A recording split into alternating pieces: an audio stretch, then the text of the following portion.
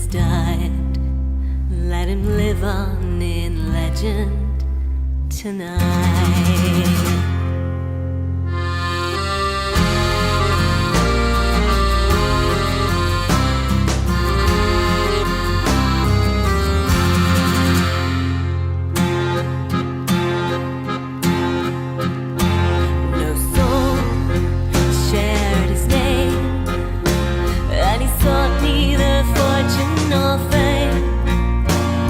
This old dusty tavern was kingdom over which he would reign. Not a chapter in life he forgot, and the truth of it all got ignored. For adventure and grandeur and rapture we'd feast on the lot. Raise your glass in the air, tear in your eye. Time has come now to bid him goodbye. For at first light this morn, the old captain has died. Let him live on in legend tonight.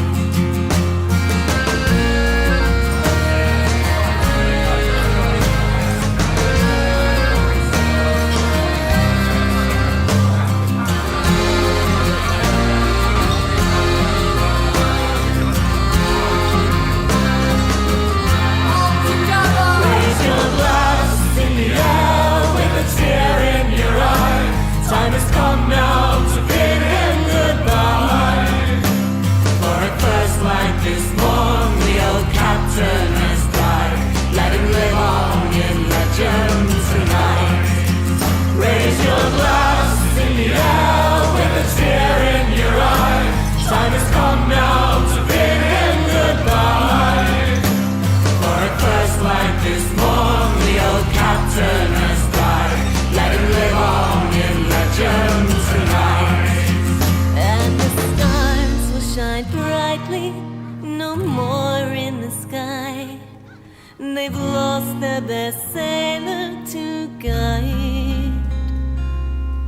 And at first light this morn, the old captain has died. Let him live on in legend tonight.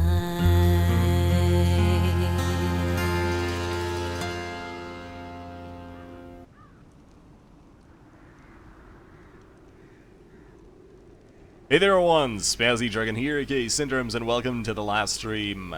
Guess who had another save file corruption? So I thought, fuck this. Turns out this game is somewhat unplayable when it comes to mods.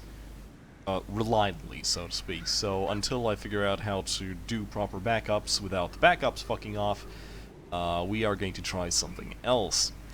Welcome to the Darkest Dungeon. This game has been released for about a year, and it's one of those actually very decent sort of first, the early access games that come from Steam. So I thought that, hey, this would be actually a pretty good game to try with, playing with the actual players. Anyway, I'm going to enable a bit of music, because that's what I do. I'm gonna set it to about 50, and if this is too much, you will need to tell me in the chat, because it's really hard to tell for myself. There we go. Right, so, what is the Darkest Dungeon? The Darkest Dungeon is what, like, the best way I could describe it, it's a roguelike dungeon crawler game, in the sense that you do lose your characters if you die, but at the same time it's not you who dies. So how does the game actually play and achieve this? You'll see in a moment. But for now, I want you to actually watch the... Yeah, okay, going to add... Let's cut it by half again. Remember that the delay between you and me is about 25 seconds.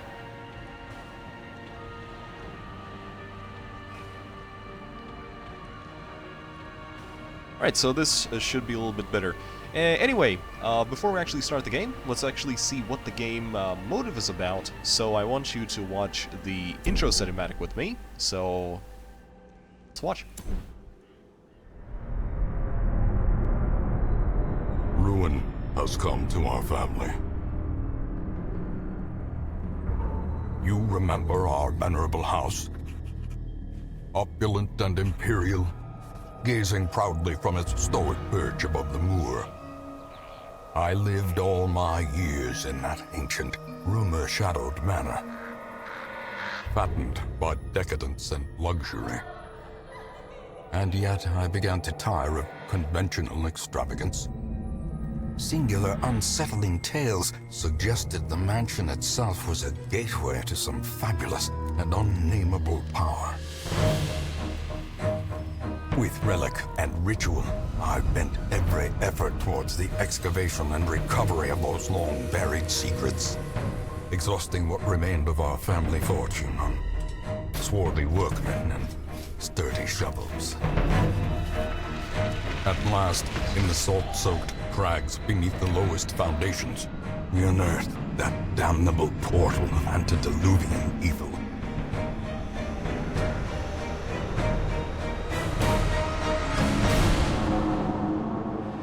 Our every step unsettled the ancient earth.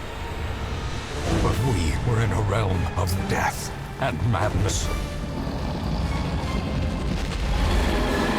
In the end, I alone fled laughing and wailing through those blackened arcades of antiquity. Until consciousness failed me. You remember our venerable house. Opulent and imperial. It is a festering abomination. I beg you, return home, claim your birthright, and deliver our family from the ravenous, clutching shadows of the darkest dungeon. Right, guys, so that is the premise of the game. We are coming back to take our ancestors' seat at what remains of our family's, so to speak, estate.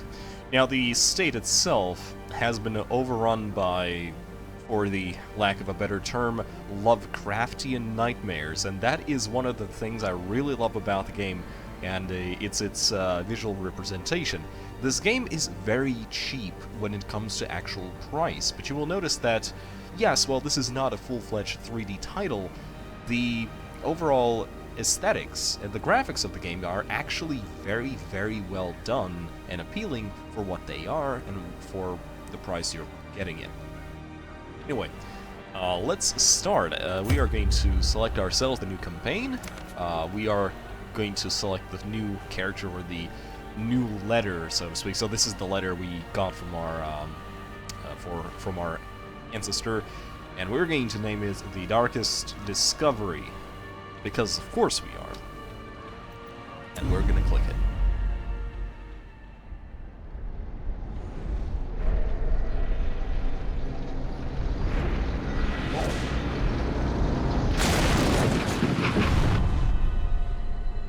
You will arrive along the old road. It winds with a troubling, serpent-like suggestion through the corrupted countryside, leading only, I fear, to ever more tenebrous places.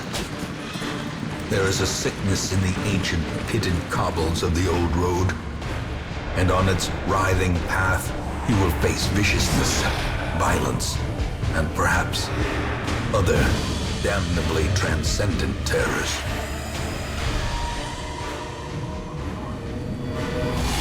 So steel yourself, and remember there can be no bravery without madness. The old road will take you to hell, but in that gaping abyss, we will find our redemption.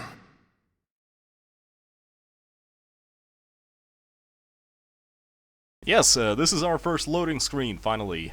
Why the game couldn't load behind the cinematic, I don't know, but there you go. Anyway, The idea is actually very simple. The game itself is very simple, but very complex at the same time, and that which actually makes this game a very good favorite of mine, and you'll see in a moment why exactly.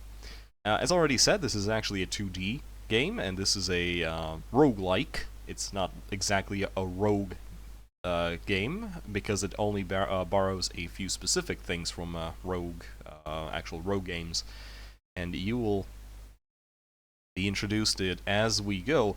Thankfully, the first thing, like the first few missions are on rails, but other than that, this game is actually very randomly generated, and randomness actually comes into play a lot.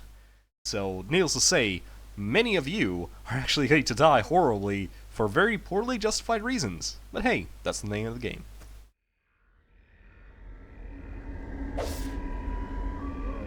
Alright, so, this is the mini-map navigation.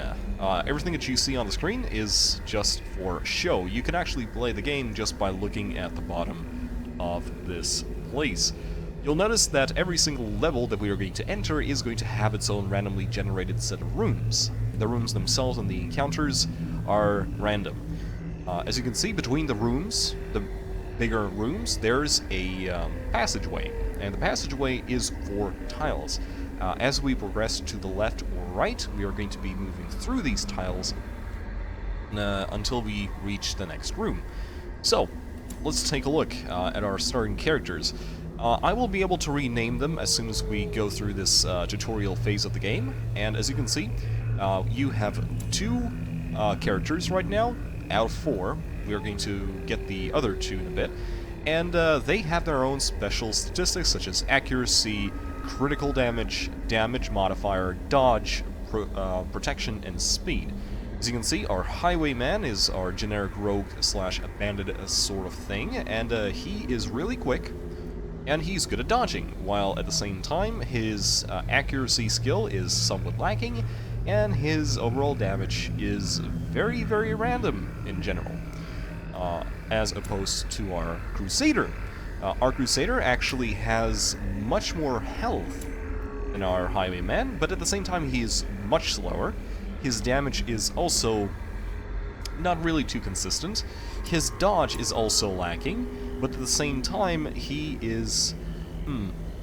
Actually, it seems it's somewhat randomized what the starting characteristics of these characters are, because when I booted up the game the first time to test a little bit of problems with OBS trying to capture it, my Crusader actually started off with a kind of a bonus to accuracy in total, so give me a moment to quickly read the chat.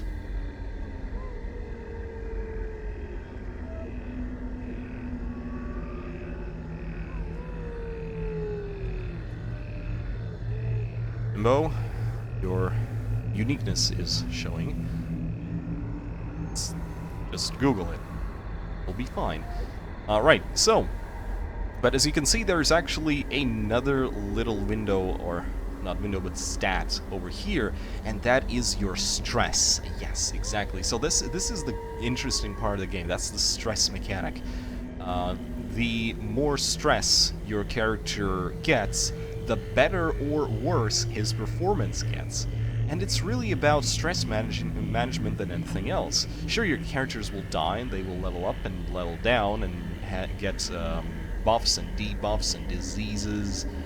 This is not a nice place. These are not heroes. These are actually just people who have been attracted to the promise of wealth and glory. And that is the fly trap that you have set out for them as the caretaker of these ruins at this point. At the top over here, we have a torch. So this is the physical torch that we have with us right now. And needless to say, as you keep moving into the dungeon and in the surrounding maps, it is slowly going to diminish. Now the funny thing is, the less light we have, the better the drops are. But at the same time, the more stress we actually encounter.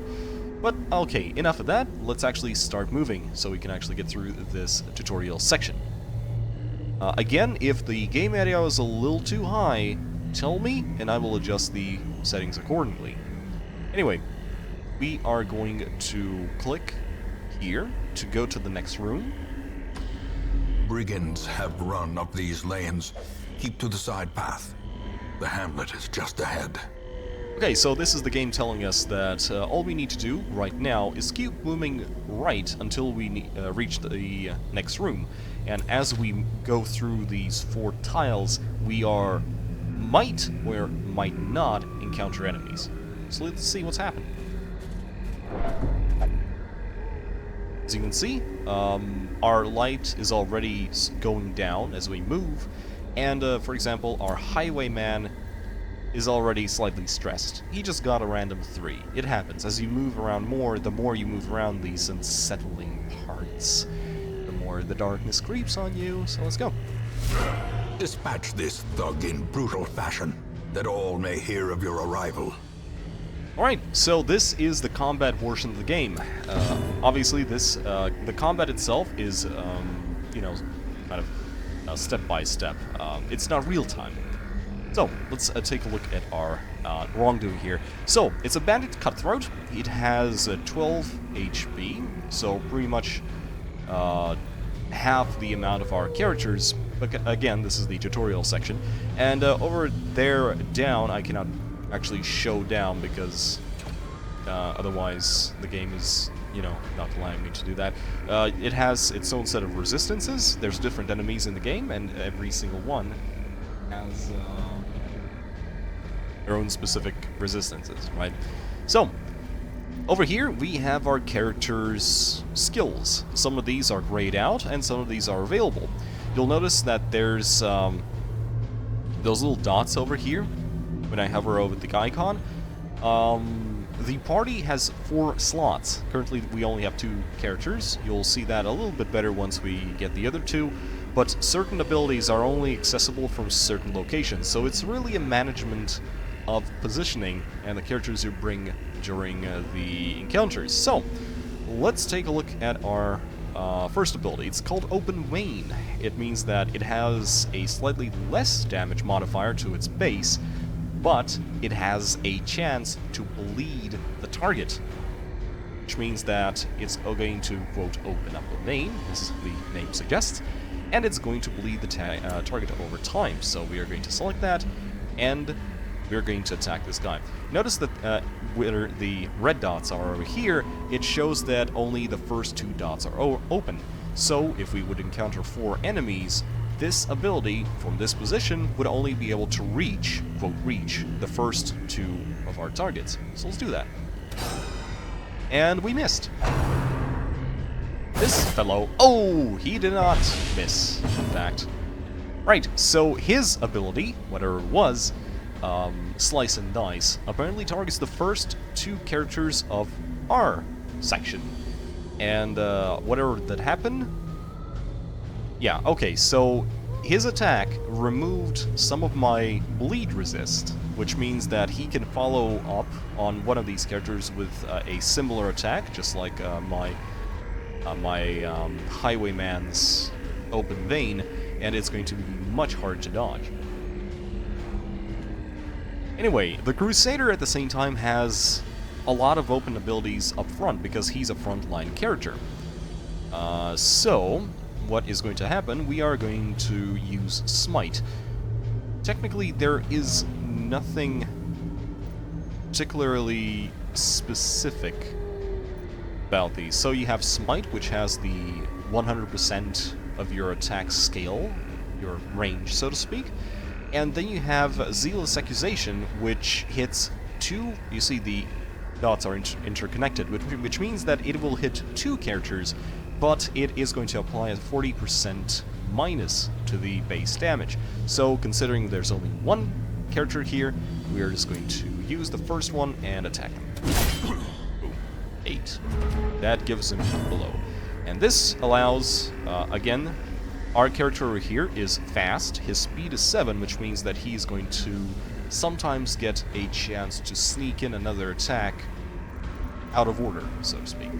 So, Grape Shot Blast. As you can see, it actually targets 3 enemies with a damage modifier of a -60, which means that the overall damage is going to be distributed between the targets. That's something we don't want. We're just going to use Open Vein again, and hopefully kill this Brigand Cutthroat right here now.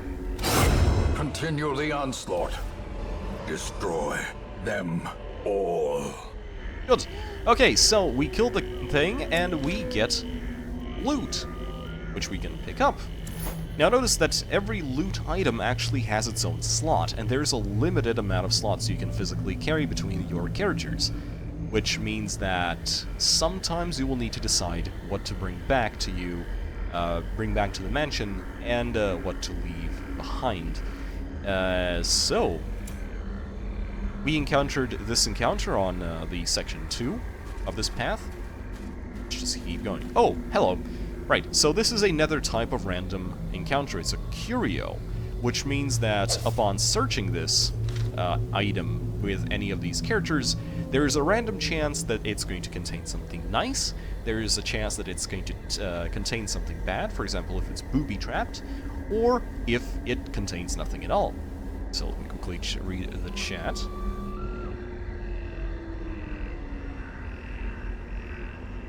Oh, hello, Alexander. Welcome to the live stream. Please don't use my chat as the market section. That's why the market section is for. Anyway, let's just take a look. Hey! And it looks like we actually found measure. something. Awarded to the brave and the foolhardy alike.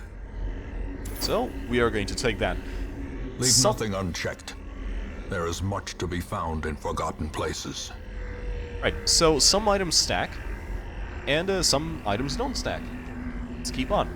So, we have reached the final checkpoint, which means that through this gate, we can actually enter the next room, and we're going to fight our first room battle.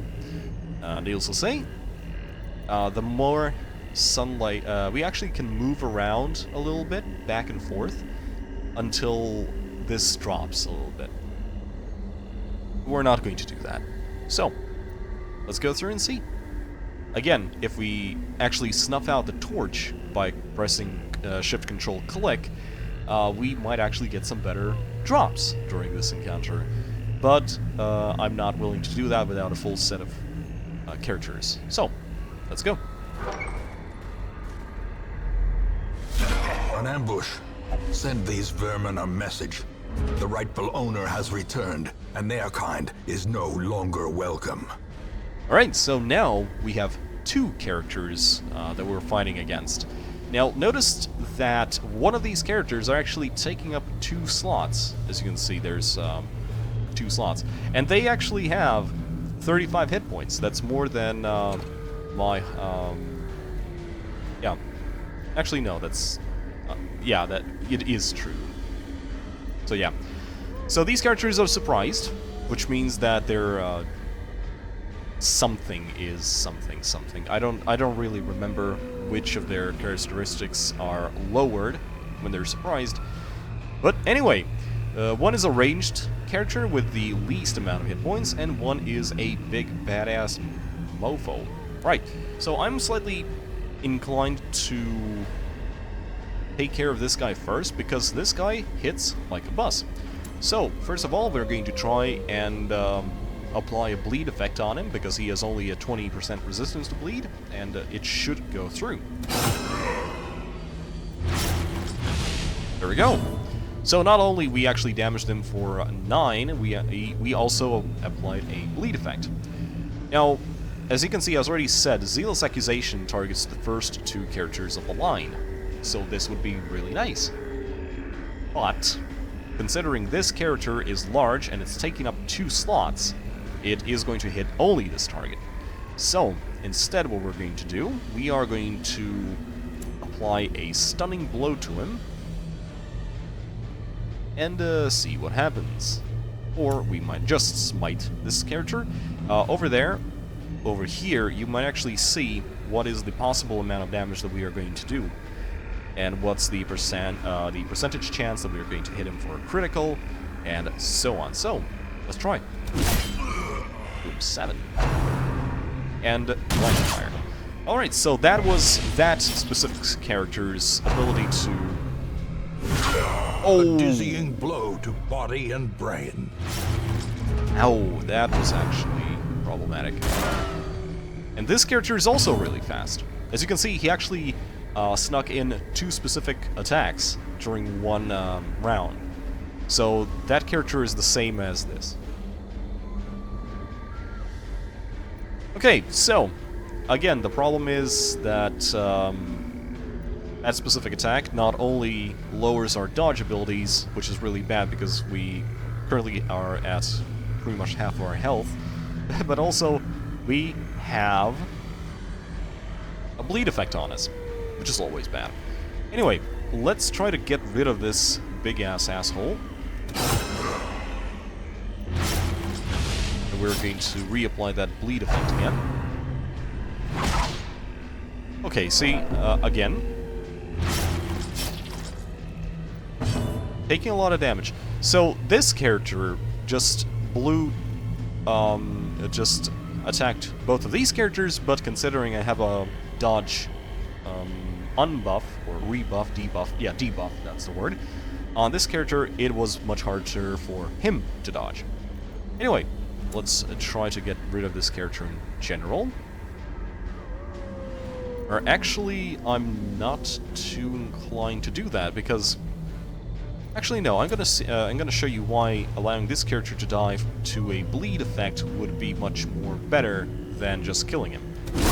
Prodigious size alone 11. does not dissuade the So, sharpened blade. that's what happens. When most monsters die, they leave corpses. Corpses act as a temporary obstacle and will eventually go away on their own. You can attack corpses to destroy them faster, but often a better approach is to use range skills, pull-push skills, and even corpse clearing special skills to that some heroes possess.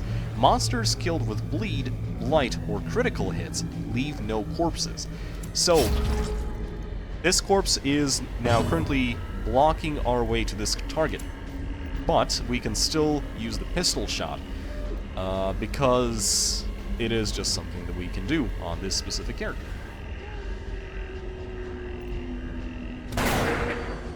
Which we missed.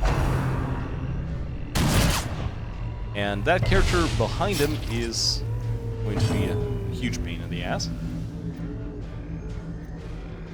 Okay, so my Crusader, sadly, does not have anything to hit the later 2 positions with, so... Ooh, nicely done. And we're just going to cut this guy, if we can hit him.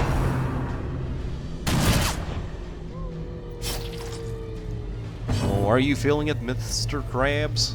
Actually, let's stun you, so that I know that my Cutthroat actually gets the second chance in. There you go.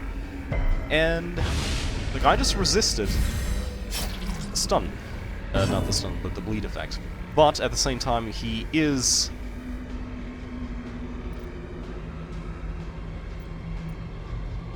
Accuracy base 85, accuracy base 85.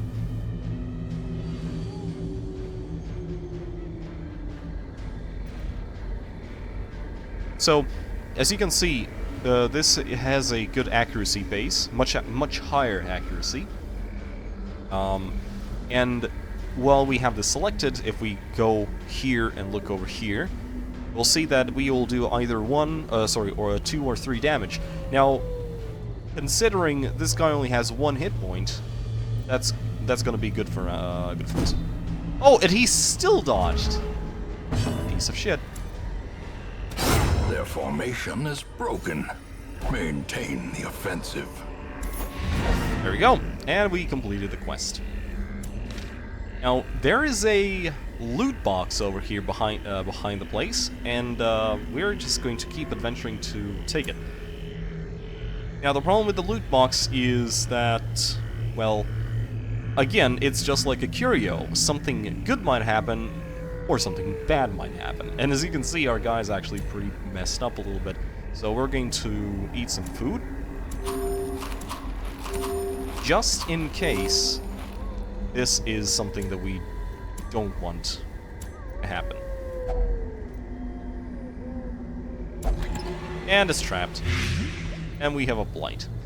The blight is not really that big of a thing, because it's similar to a bleed effect, only slightly slightly different. But the thing is, it's only applicable in a dungeon scenario. So once we leave this place back to the hamlet, it's going to be gone. And also the bleed effect. The only thing that carries over are diseases, and you'll see about those a little bit later.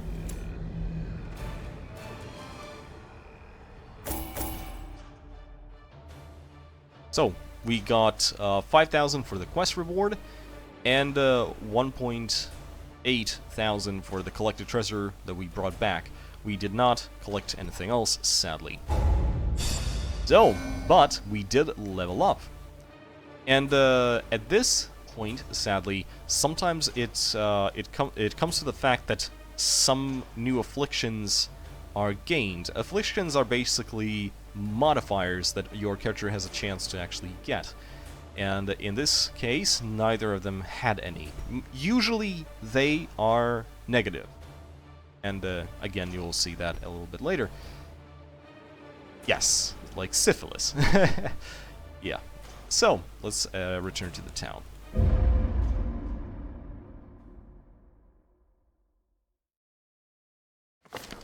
Welcome home, such as it is. This squalid hamlet, these corrupted lands, they are yours now, and you are bound to them. Right, so, welcome to the hamlet. This is our activity log. This is basically our way to see what has happened over our absence. So every time we go into the darkest dungeon or just out of the house, so to speak, things might transpire and we can see them over here. Right, so, and we have our quest goals to kill specific monsters that we will find across the land. But for now, we don't need to worry about that, because instead, we need to get some new people and rename the ones that we have. So, we have Reynold here, which we are going to rename. I quickly need to pull up the list of people.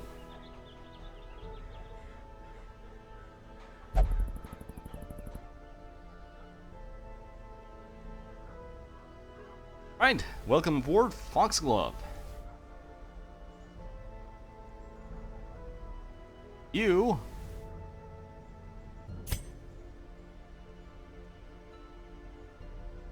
there we go. You are our Crusader. So you have specific quirks. Yeah, those are called quirks. My bad. You are a Warrior of Light, which means that you do 10% more damage if the torch is above 75%. But at the same time, you're God-fearing, which means that in order to alleviate stress that you will gather over time, you can actually only pray in order to do that. There's many ways that the game is going to allow you to alleviate stress, but this character in particular can only remove it by praying, which is problematic. You're also a kleptomaniac, prone to steal items, which means that sometimes when you encounter a curio, you open it, you get some items, Foxglove is going to be inclined to take them for himself. Again, over here you can see the combat skills, the ones that we have, this character's preferred position in a roster, and its preferred target. Now, it means that this is a frontline character. We're dealing with frontline characters, as opposed to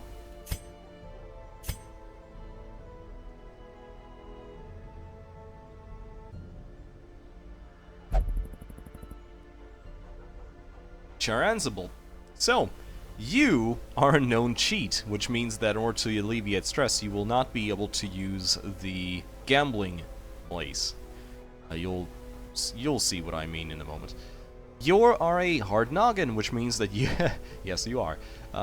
Which means that you have extra resist against stun attacks, and you have +2 speed because you have quick reflexes. You are a mid-position character, which means that your current set of skills are good for being in the middle in order to attack middle-ish characters. Actually, it seems that you can attack pretty much every single one of them, most of your skills are for the second character, one less for the third, and only two of those are meant for the first and the second character.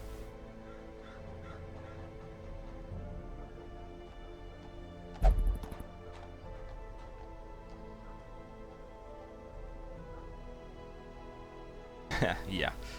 So yeah, these are our current two characters, but we can get more. Welcome to the Stagecoach. So this is where we are going to get new heroes. Women and men, soldiers and outlaws, fools and corpses. All will find their way to us now that the road is clear. So yeah, what happens now? We have two other characters. One is a plague doctor, which we're going to drag into our roster. What better laboratory than the blood-soaked battlefield? And a Vestal. So we're going to drag this character in as well. A sister of battle, pious and unrelenting. Right, so, just like the game just reminded us, we can actually upgrade every single of our town sort of stuffs. For example, we can upgrade the Stagecoach by using the heirlooms we find. There's different kinds. And, for example, we are going to make sure that we upgrade so that the next time we come to the hamlet, instead of 2 new players that we can get, we're going to get 3. More arrive, foolishly seeking fortune and glory Battle nuns. in this domain of the damned. Alright, so let's see what we actually have. We have, yes.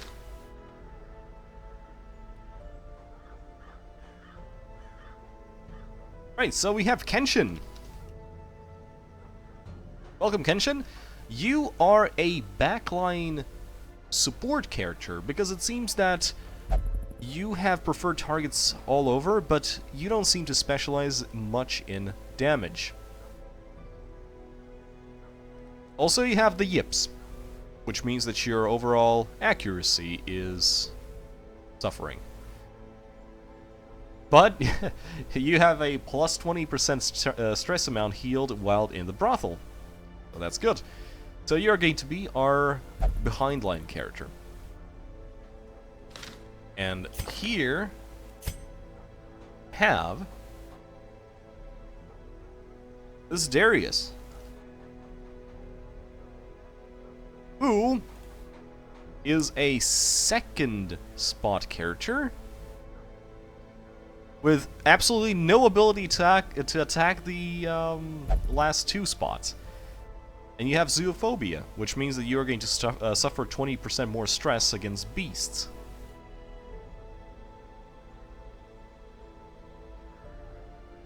Alrighty then. So yeah, we finally have our 4 characters. Let me quickly show you what these other buildings do, and we can actually set forth on our first embark. Unlike the Let's Play for the Rimlord, I'm going to make these a little bit shorter, about an hour long. And by the way, once this live stream is done, I'm going to be hosting a PvE event on the server, so be ready for that. Let's look at the Abbey. So the Abbey is a stress relief building, which it turns out we cannot go to because we actually need to do more missions. Anyway, let's look at the graveyard. Most will end up here, covered in the poisoned earth, awaiting merciful oblivion. This is where you all will end up in. Congratulations. The ancestors... In time, you will know the tragic extent of my failings. This is basically where we can look at the cinematics, and that's pretty much it. Alright, let's go to embark. A mecca of madness and morbidity. Your work begins. So, our estate is kind of singled up in many forms. We have the ruins, the darkest dungeon itself, the warrens, the cove, and the weld.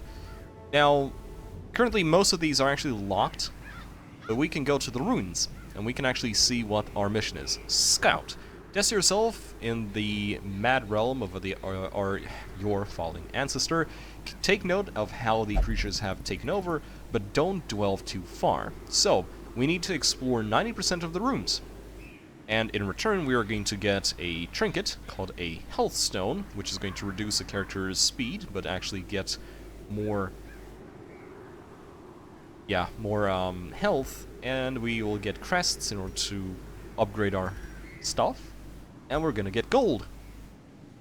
Right, so that is where we're going to go, and now we are going to add Kenshin in the back. We are going to move Char over here. Yes, because Char is really good in the middle two spots. And at the same time, we're going to put Darius as the second. Tricky Glory. I'm not exactly sure what that means.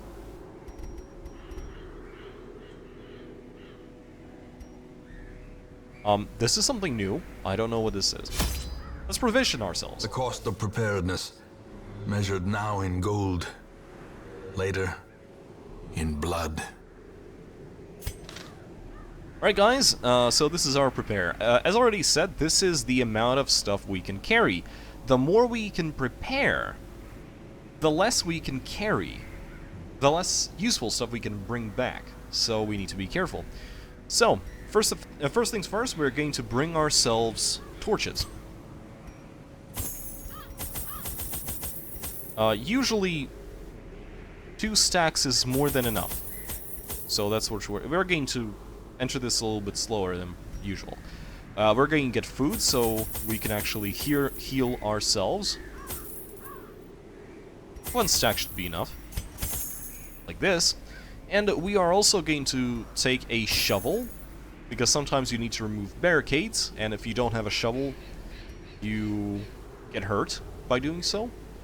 And we are going to get 1 skeleton key as well, because sometimes opening boxes like this requires a key in order to get some of the better things. Now the only problem is that this thing costs 200 gold, and there's a chance there's not going to be a box. So that's something to keep in mind. Yes, you can move the characters around, and one of the problems that you're going to encounter is that some of the enemy characters, just like your own characters, have push/pull abilities, which are attacks which deal less damage, but they knock your characters out of order, so you need to actually kind of reposition themselves again. So, let's go, guys. So, we have this Darius, Char, no one else.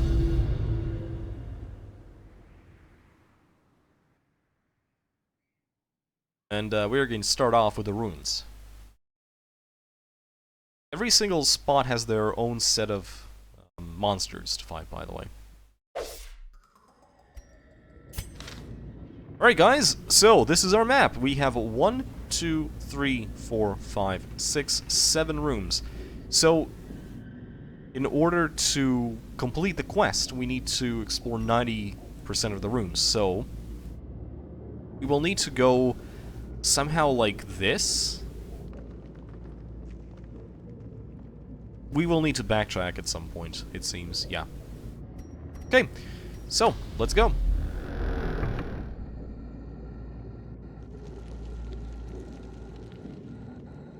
So yeah, something I'm going to experiment here is that the darker it gets, as Balag's already pointed out, the better loot we have, but at the same time, the more stress we're going to endure. So, let's go. Here we go. We just got a torch.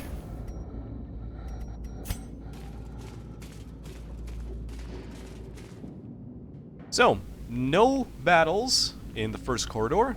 Let's see what happens in the next one.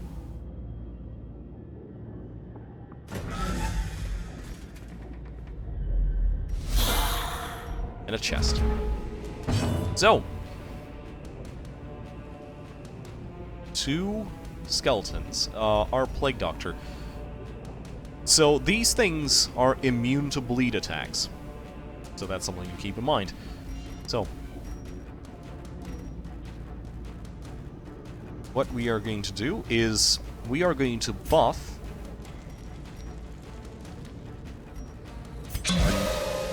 our Crusader, because he has the ability to attack 2 at once.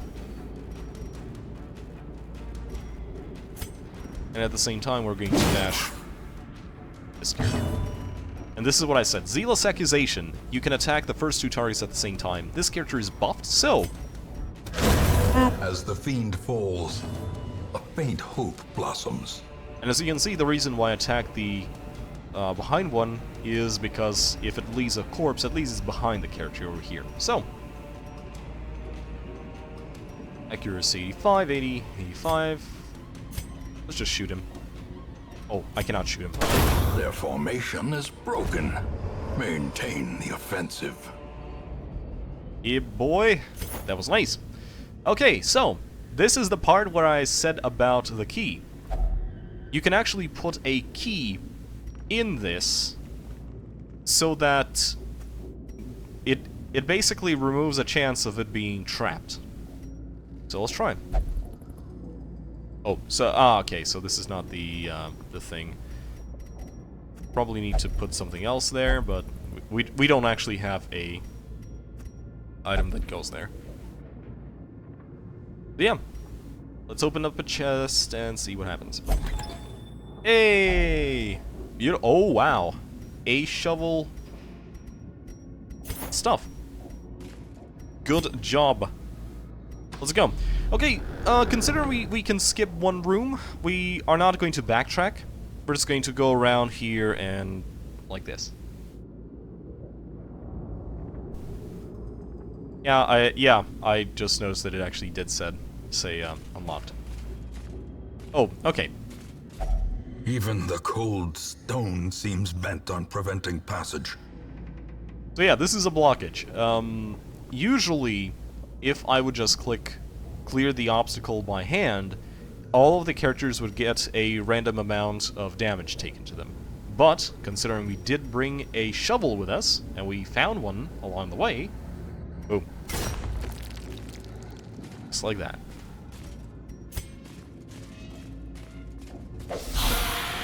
And the torch is slowly going down, and the lower it goes, the more the monster accuracy and damage increases.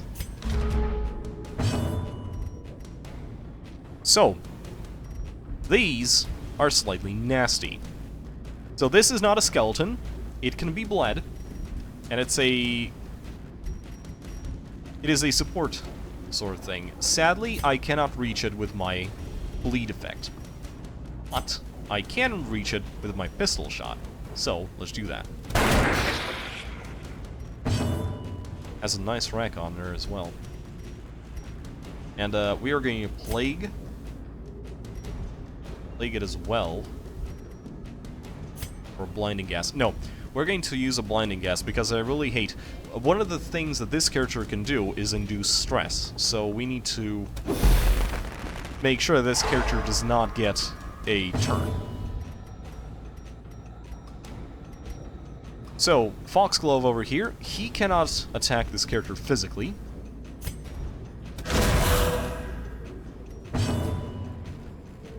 But it seems like this character as well. So Darius cannot attack that guy as well. So, oh, let's kill this guy. Executed with impunity. Oh! Unnerved, unbalanced. That just took most of my health. Okay, so I could try to blind gas this thing again, but the problem is that now it has a 40% stun resist.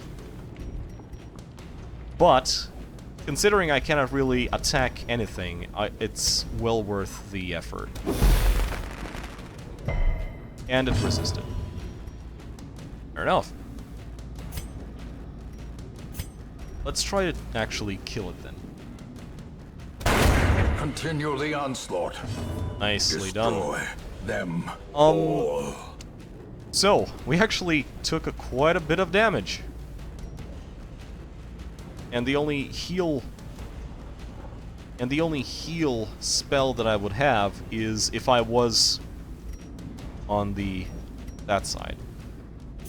Okay, let's slightly adjust our character a little bit.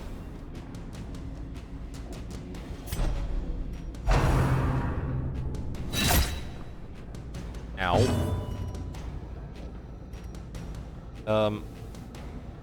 I actually want to get a round in. I could kill this guy, but I want to have at least one chance to move this character so I can heal myself. So the question here is, if I stun this guy, will it allow me to actually get to this character?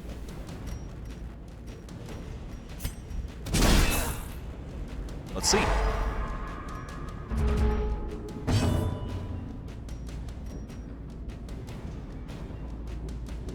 Okay, so let's buff a random target, and hopefully the next one is going to be this, and no, it's not.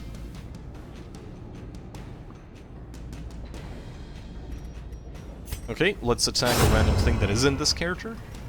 I want to move this. Finally, here we go.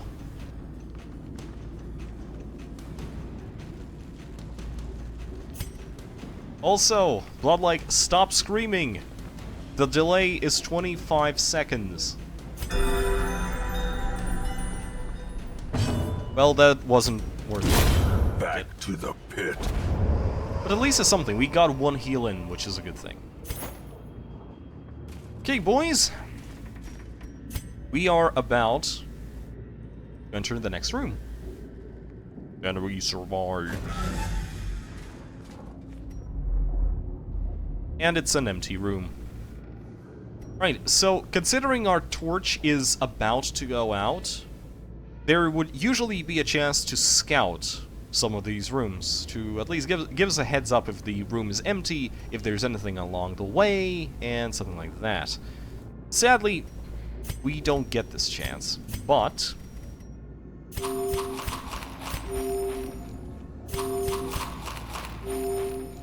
let's consume some food and carry on.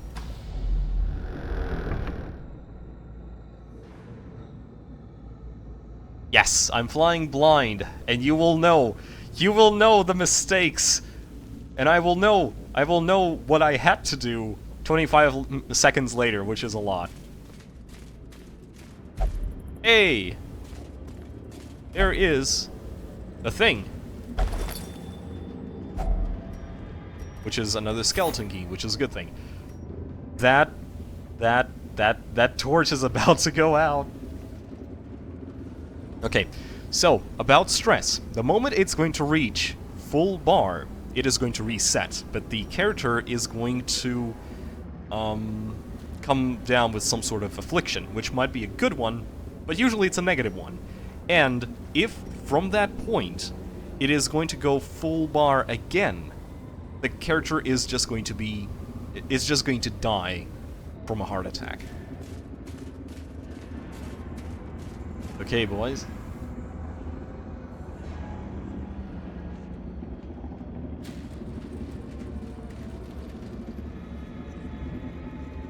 Yes, this game is probably a slightly more boring to spectate.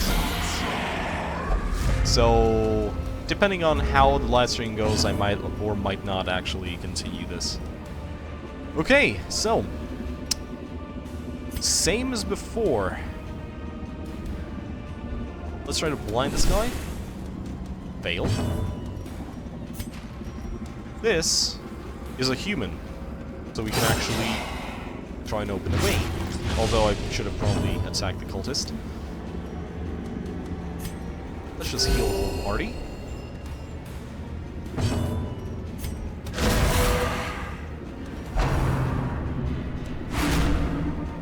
Now there we go. Secrets and wonders can be found in the most tenebrous corners of this place. Dazed, reeling, about to break. That was bad. And our torch is out.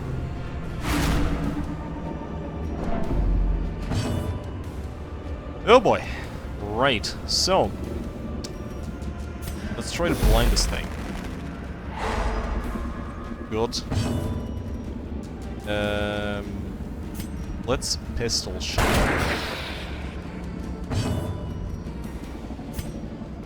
We can try to heal our fellow over here.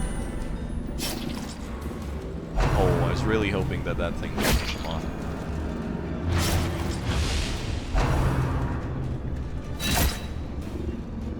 Ouch. Oxglove is not having a good time. Press this advantage. Give them no quarter. We'll be fine. Blinding gas. Let's just do that again.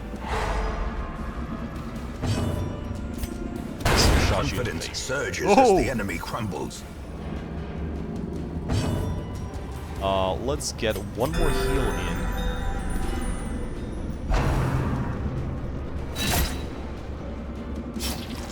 Oh. So that is slightly bad. I would love to eat some food. But I can't.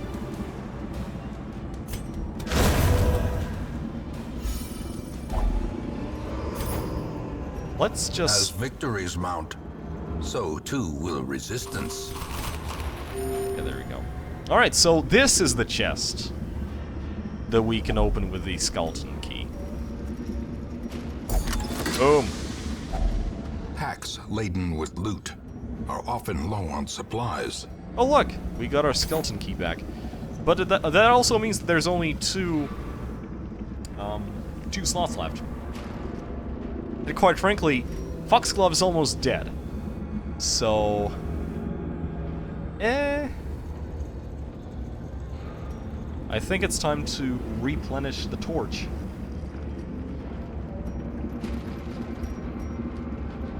Yeah, let's just use the bandage to remove the thing. But I think it's time to re-enable... The light, the promise of safety. There is no safety. That's bullshit. There's 3 more rooms to go. Oh. That was a trap. The way is lit. The path is clear. We require Yeah, I know I can only the throw strength away to items. follow but- it. yeah. Oh, there we go. So this is the scouting thing I mentioned. So at this point we want to avoid fights because Foxglove is about to die. This room has nothing in it, and nothing is on the way except for a curio. So we're just gonna go here. There's loot. Finding the stuff is only the first test. Now it must be carried home. Hunger. Eat some food.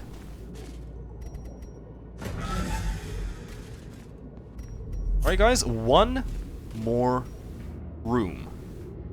Let's go there. Let's activate a torch so that it's full In bright. radiance, may we find victory.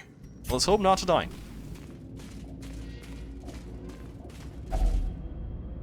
Hey, and we found that shovel along the way, so that's good. It is just a flesh wound. Yes. As the light gains purchase, spirits are lifted. Did I just say I purpose love is the made narrator? clear. That narrator voice thing. Oh boy. No. Yeah, that's also a stress-inducing character. Alright, so, who is our biggest issue here?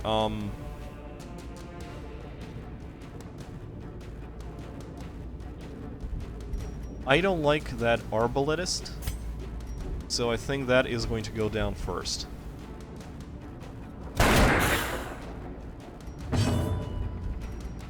Oh, we can actually use blinding gas. Stop these two.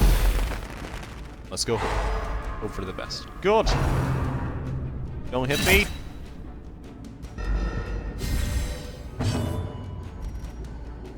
Bloody hell.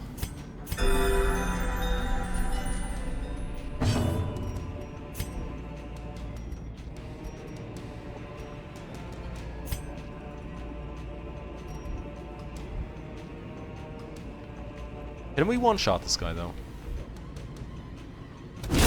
Be gone, Yes. fiend. Yes, we can.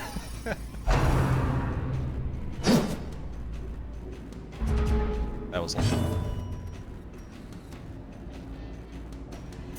Okay, let's try this again. This guy has a stun resist now. Hey, nicely done.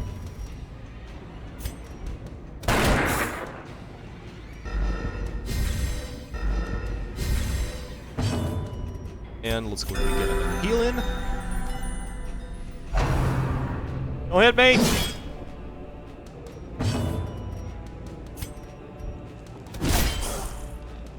I'm actually getting a bonus against some Ollie creatures.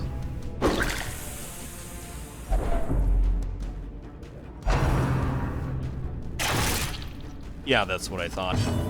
See, our most squishier characters are back there, and this thing attacks squishy characters back there, so this fellow needs to fuck off!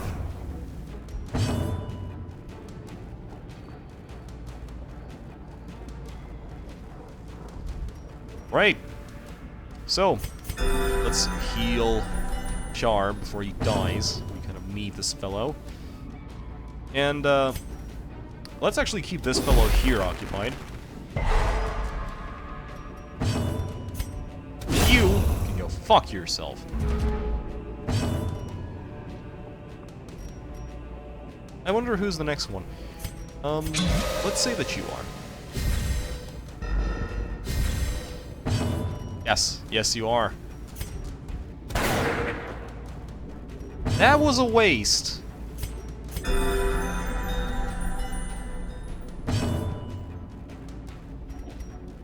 Watching the chat, play nice. Kind of need both of these things to be gone. There we go, now it's a second row character, which means more of these can attack. Sigh. Let's try to blight you. Hey! Oh wow, that actually took a lot of blight. This asshole just shanked me.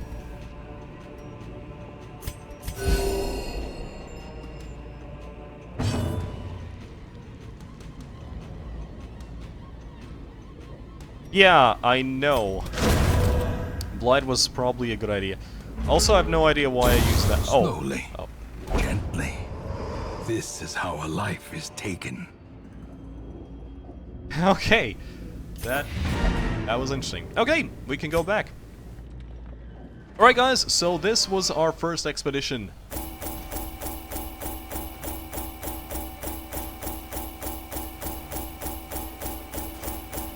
We actually got a fair amount of stuff. And a health stone. Okay, so this is what I meant. As you can see, Darius and Char are going to receive a random thing. Oh, you're a bad gambler. Yeah, I forgot the chest. Yeah, I forgot the chest.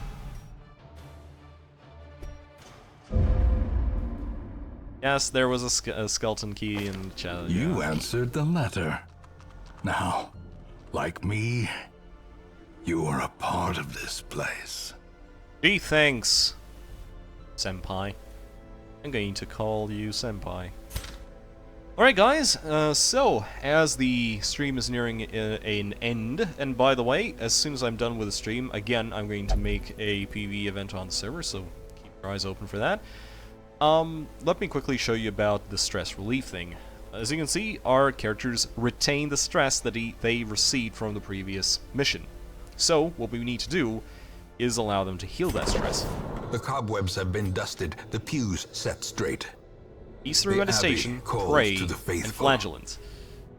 flagellation. Right, so, Foxglove was God-fearing, so the only place where we can physically put him is in here. Though, at the same time, his stress is not currently that high, like Char's. So, there you go. So, Kenshin. Let's see.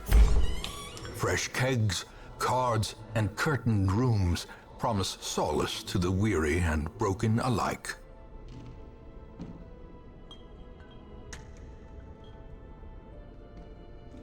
Actually, about Disco, I'm not really sure how good my internet right now is, because, again, there's a problem with one of the routers around the server, and it's causing lag. And for me, yesterday it wasn't that bad, but today I couldn't even, like, stay online on the server for a while. So, you know, that's a good example of how bad it is. Darius needs it the most, so into the bar you go. That leaves us with only Kenshin and Foxglove, which again is not enough, so we're gonna go to the stagecoach. And we have another Crusader, a Bounty Hunter, and an Abomination. Ooh. A mighty sword arm anchored by holy purpose. A zealous warrior.